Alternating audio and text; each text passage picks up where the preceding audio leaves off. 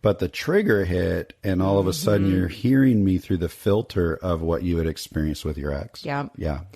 Yeah. So as soon as that relational recall hit, suddenly these painful emotions, the touchy triggers started to rise up in my gut. And in that moment, I was feeling attacked and unappreciated. Even though that was not the message you were giving me, that's what I was feeling. Welcome to the Blended Family Coaching Show, where you'll discover how to move your step family from just surviving to truly thriving. Grab your headphones and listen in as we share practical, real-life strategies for building healthy bonds, Understanding the kids' perspective, romance and partnership, parenting with great teamwork. and yes, even co-parenting with a difficult ex. We're Mike and Kim Anderson, and we believe with the right tools, every step couple can overcome the common challenges of step family life. Join us for authentic and sometimes comical conversations to discover how you can lead your family with confidence and create the future you really want. Well, hey, everybody. Welcome to episode 5. Yep, Thank you welcome. so much for joining us. Make sure you hit subscribe on here. Make sure you leave us a rating and a review. We're very grateful for all of your feedback. But let's not waste any time. Let's dive right into our topic today. Yeah, it's a good one. Now, today's topic came from a question that we had from one of you. That question is, how do you go about getting over your past hurts and triggers? Yeah. This is a really important topic for blended families. You know, most of us have come into this situation because of a previous relationship or the loss of a previous relationship. And so some of those experiences we had have created hurts and triggers, and we got to learn how to get past that. Definitely. And, you know, we need to understand that it's really natural for us to view our new relationship through the lens of our experience with previous partners. That's just kind of a natural thing that happens. We all tend to be impacted by these things that Mike and I call relational replays. And it's kind of, let me explain it in this sense. It's kind of like that old song, you know, that comes on the radio, and it's like magic. You're instantly transported back in time. You know, you hear that song and there you go to that tucked away memory of when that song was part of your life, right? Maybe it's that summer barbecue with your family on the beach. Maybe it's cruising in your first car, you know, and you're blaring the tunes with your friends. You know, it could be any kind of memory that comes back. Maybe you were practicing your dance moves to that song in the mirror when you were a teenager. I never did that. Yeah, sure. It shows. Yeah. Oh, thanks. Sorry. I guess I should have practiced more. But does that ever happen to you, honey? Do you ever hear an old song? Of course it does. You know, I think one of the biggest ones I remember was one of my first girlfriends, Marie. I won't use her last name. Not the Marie story. Yeah, Marie. We've heard it. She was, you know, I was a band geek and she was in band. We both played clarinet and I had a big crush on her. And finally she agreed to be my girlfriend, whatever that really means when you're in junior high, you know. And, man, I remember being at a concert, a band concert, and in the background, while Marie was dumping me and breaking my heart, was Richard Marx in the 80s, that song Right Here Waiting for You. Yes. And so every time, even now, once in a while, that song Right Here Waiting for You will pop on the radio, and I'm like transported instantly to this broken-hearted little sobbing kid because Marie just dropped me flat for some other guy named Bryce that was like this big ROTC guy. Yeah, I had no chance against Bryce. I mean, but yes, it transports me right back to that moment. And you have no control over it. Yeah, so that song comes on, and, you know, sometimes we're transported to a happy memory, and a lot of times these recalls can trigger a really painful or sad emotion in us. And we call those the feeling or the emotion behind the memory. We call those touchy triggers. So much like that familiar song that has the power to just transport you back to a specific memory, these touchy triggers are like a switch in your head. You don't have a lot of control over it, and before you know it, they've sent you somewhere in your memory that maybe you don't want to go. That's right. Honey, you know this about me, but I'll share this with the audience. Following my divorce, it was a tough road. It took a long time to recover from a lot of those emotional bumps and bruises that I sustained. And it was a really unhealthy marriage. So I joined a support group and I met with a counselor, and I worked really hard for, a long time, several years, to overcome a lot of this pain and to heal.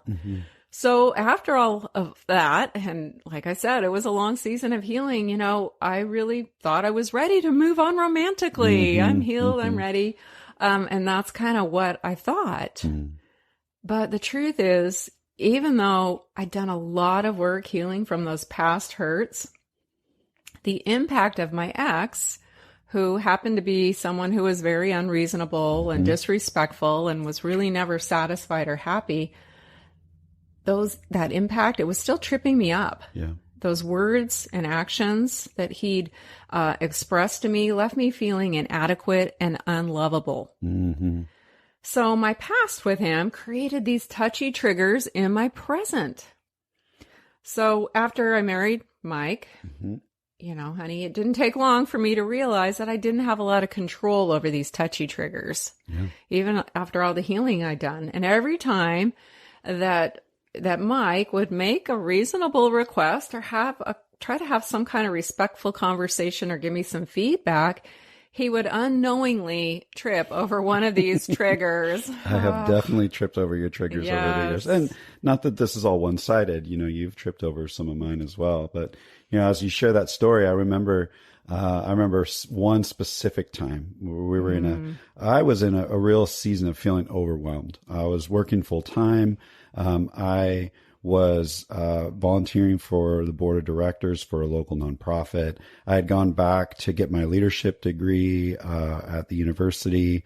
I had a lot going on that I was juggling, and I wanted to be kind and respectful. But one of the points of tension that we've had in our marriage over the years is your loathing of grocery shopping. Oh, yes. And so I feel like sometimes it gets dumped on me. And in that season, you were staying at home with our younger kids, so you weren't working outside the home. I know you were working hard, but you were working a different type of job. But we were just in this point where I had to ask, I need some help. Like I can't go to school, work full time, be on the board for this nonprofit, and be expected to run to Costco and to the grocery store on a regular basis. How can you help me out with that?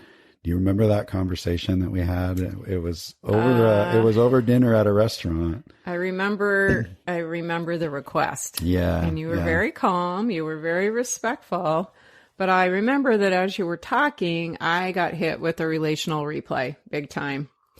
The memory I was transported back to was my ex, a memory of my ex voicing his unreasonable dissatisfaction with me and aggressively complaining about everything I did and didn't do in a very disrespectful way. And then, so hold on, let's push pause. So you just said, well, you were reasonable and respectful. I was in my approach.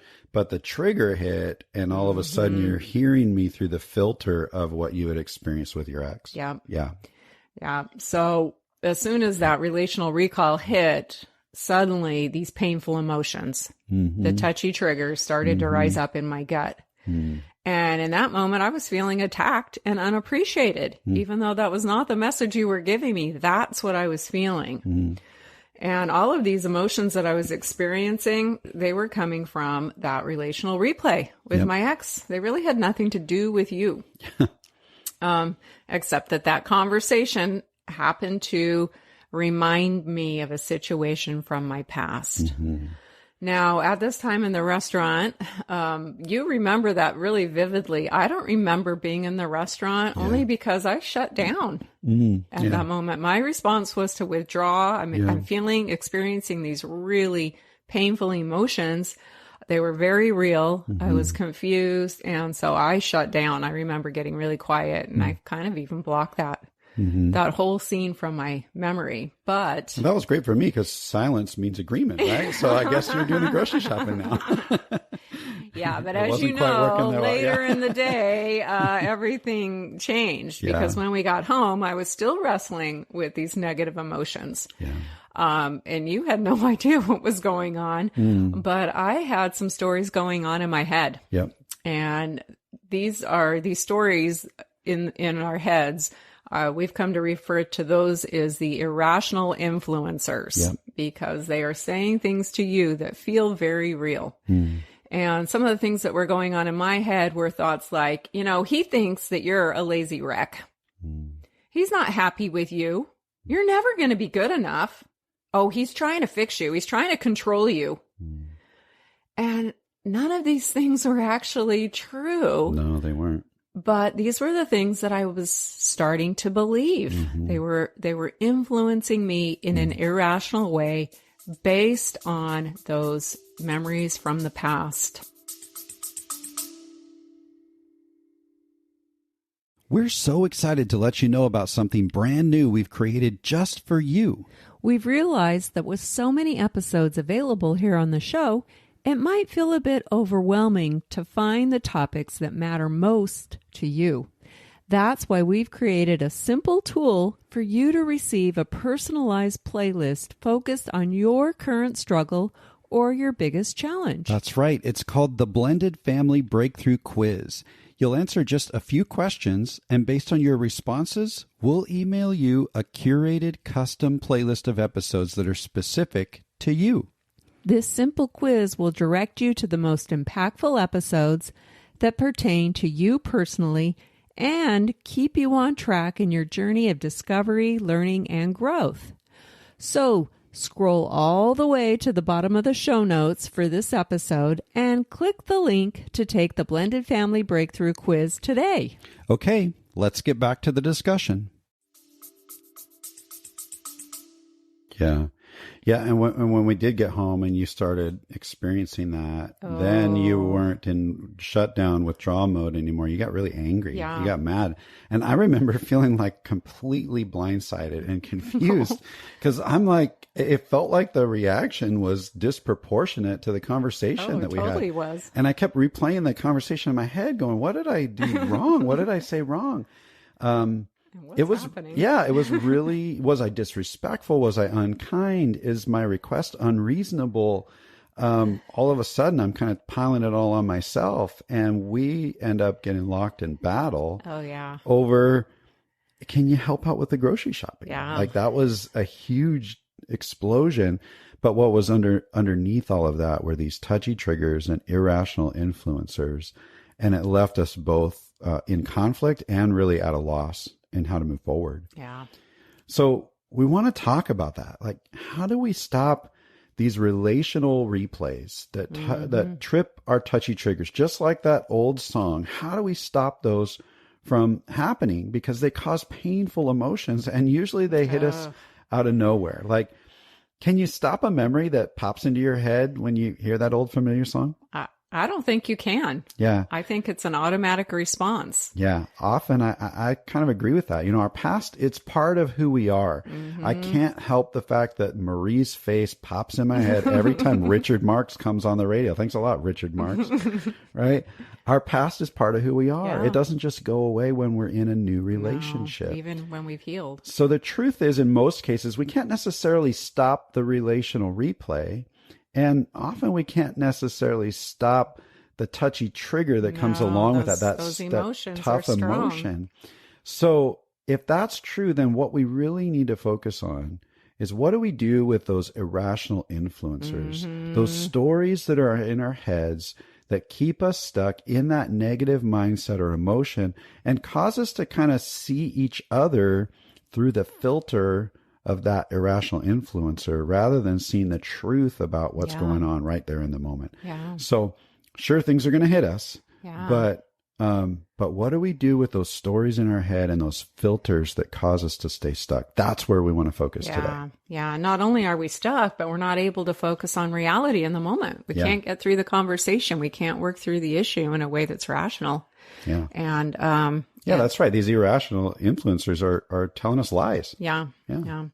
So what we want to do today, we want to help you out because we've had to battle this And so we're going to talk about 3 ways to quiet those irrational influencers, quiet those stories in your head so that you can redirect your focus and really laser in on the truth about your current relationship and the situation that you're actually dealing with at hand. Right. We kind of want to let go of the burden of the past. But first, we got to clarify something here, right, What's honey? that? It's something really important. What? Well, the reality is that we're all going to find qualities and behaviors in our new partner that rub us the wrong way. Are you kidding me? Yes. No, I'm an angel. No, you're close, but you're No. you're still imperfect, and I'm very much imperfect. so. We're all imperfect. Yeah. What's important here, what we're talking about, is how we choose to respond in those moments when we get tripped, when those touchy triggers hit. How do we respond? Do we choose to look through objective, non-judgmental eyes? Are we really seeking to understand the truth about our partner? Or do we allow these irrational influencers to take over and just dictate a negative response? Yeah. That's what we're really talking about here. Absolutely. Yeah. We're not talking about those little annoyances No. that everybody has. Like there's things there's that gonna I be annoy stuff. you with. There's things you annoy me with. And that's okay. That's part of being human.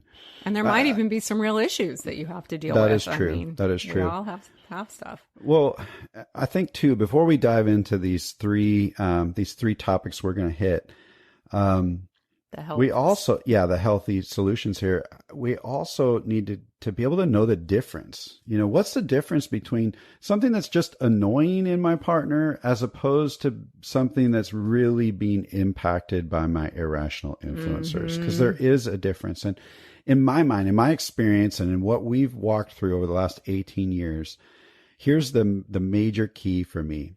If you think that you might be hearing those irrational influencers, then sometime after the battle, sometime after you've calmed down and you're kind of back in that peaceful state of mind, then sit down for a second and honestly ask yourself this question. You got to be really gut level honest with yourself and ask, do the thoughts that I was having in that moment about my spouse really line up with what I know to be true about their character?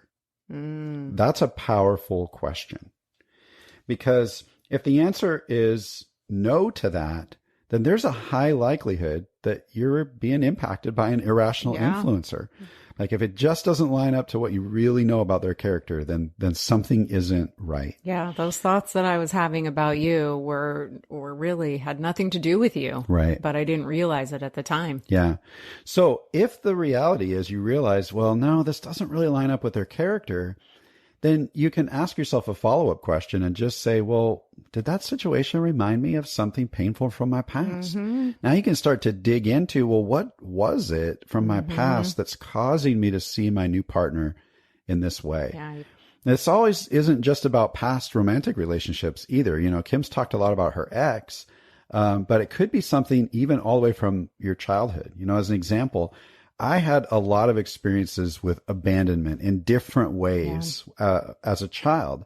And so what I discovered over the years is that whenever Kim withdraws from me, which she kind of did even in this moment that we're describing, then sometimes she does it emotionally. Sometimes she physically, goes and locks herself in the room, or not really locks herself like the door or anything, but she closes herself off. Walks away. Yeah. That really trips my touchy trigger of feeling like she's abandoning me. And my irrational influencer starts saying something like, oh, she doesn't love you anymore, or she's thinking about leaving you. Like I can go way to the wrong side. Yeah. And so if we're sitting there in that moment and we say, man, does what I was thinking line up with their character?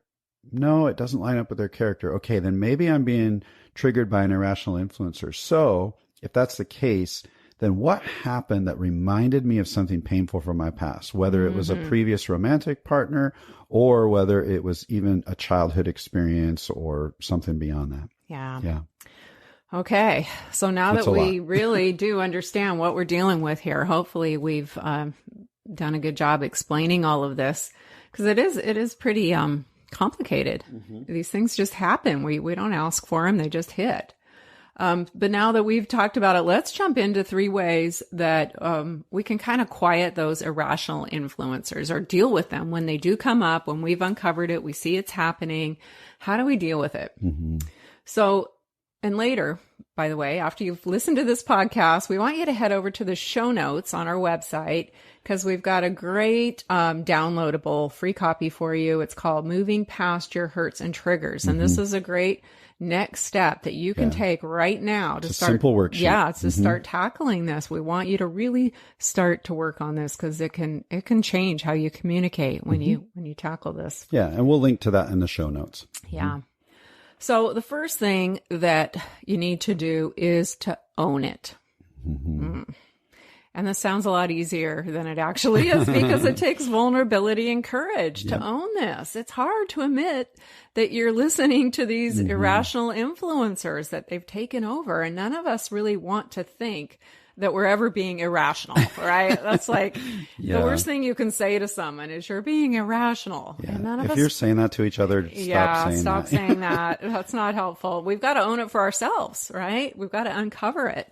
Now, sometimes our tendency is to want to just pretend this, we're beyond this. You know, we've done counseling, we've healed. This isn't what's happening. We just kind of want to ignore it, or we want to sweep it under the rug, right? Yeah. Oh, it'll go away.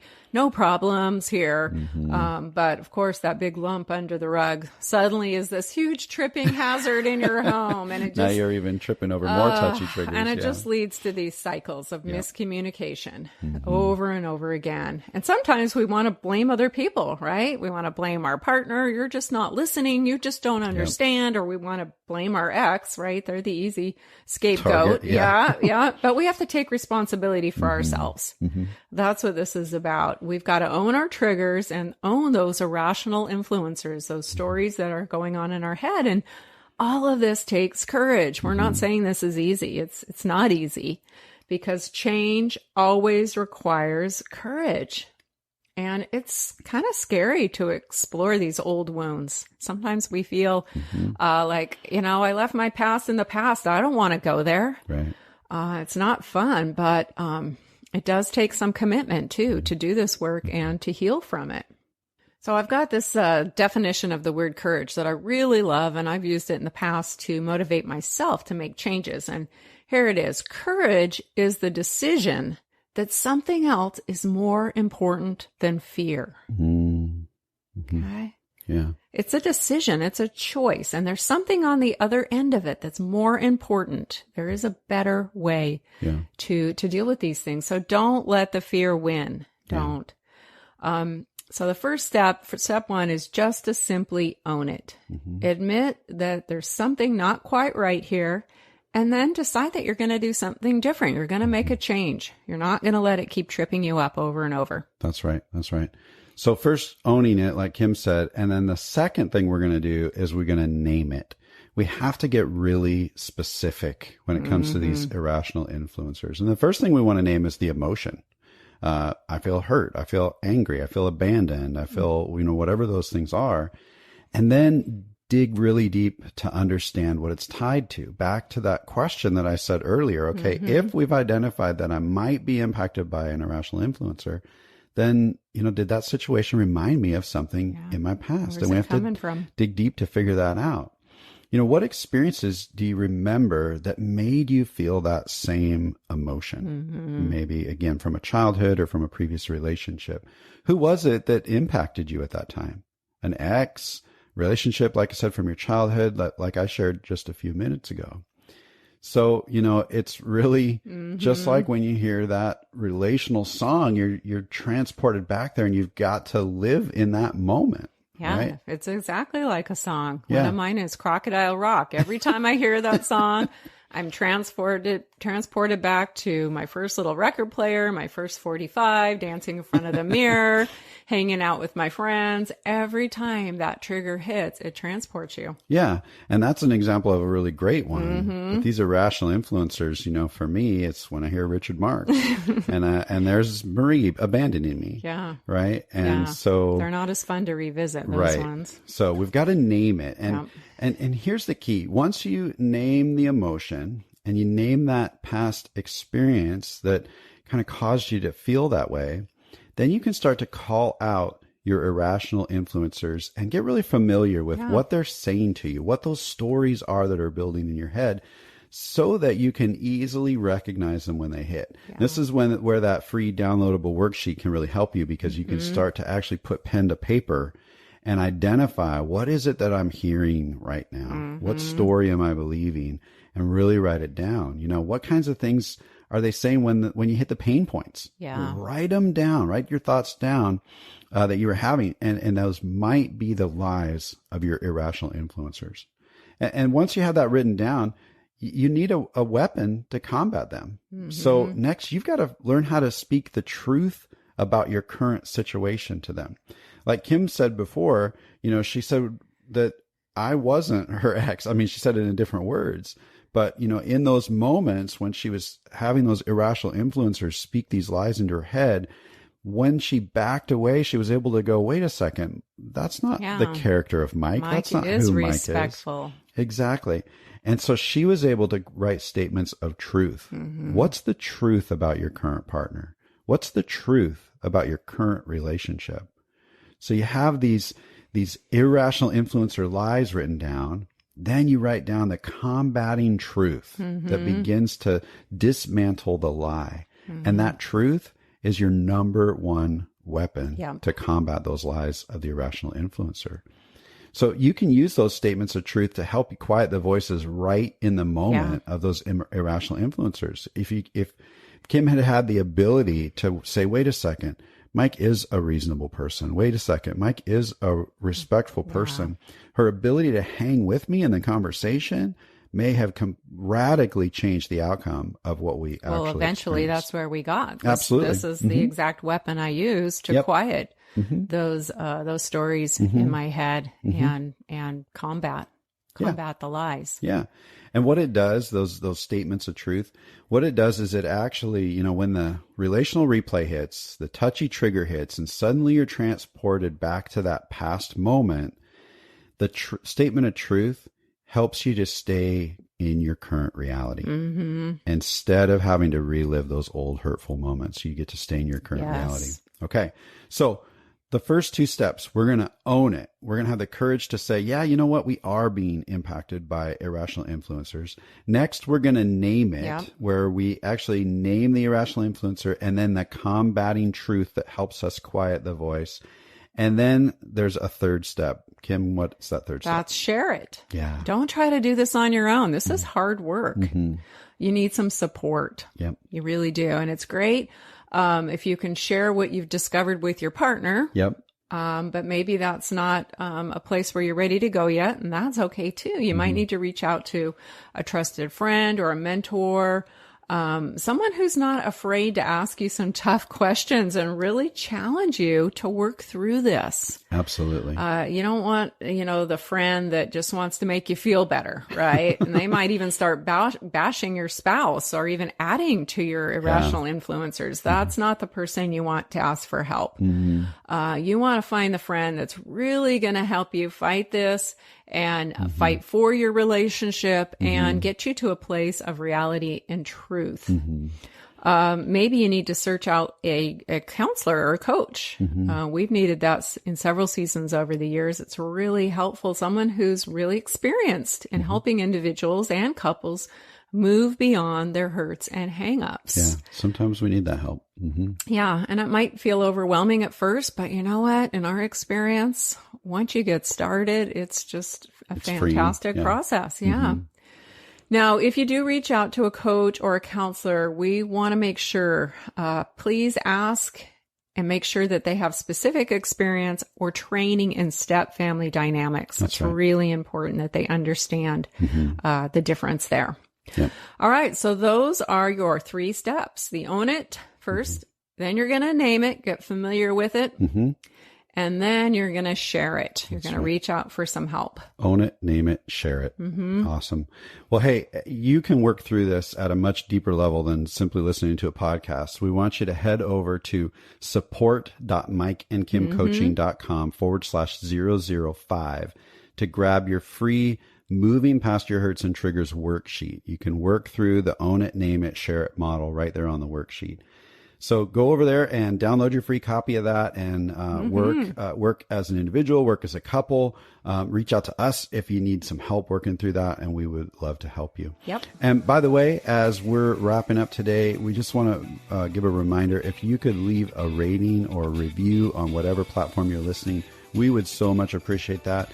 We thrive on your feedback, and we definitely want to keep getting better.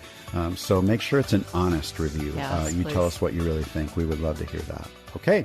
So that's wrapping up our episode number 5. And we would love for you to join us next week, where we're going to be talking about one of the binds that our kids can experience. It's called a parental allegiance. So make sure you join us next week because you don't want to miss it. That's important stuff. We'll see you then. All right. That's a wrap.